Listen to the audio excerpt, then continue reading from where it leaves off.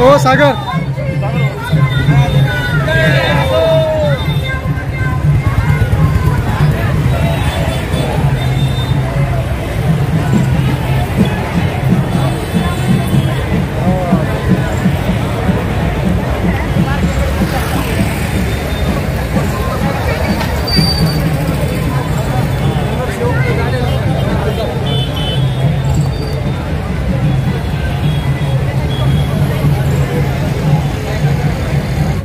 विचार करूया।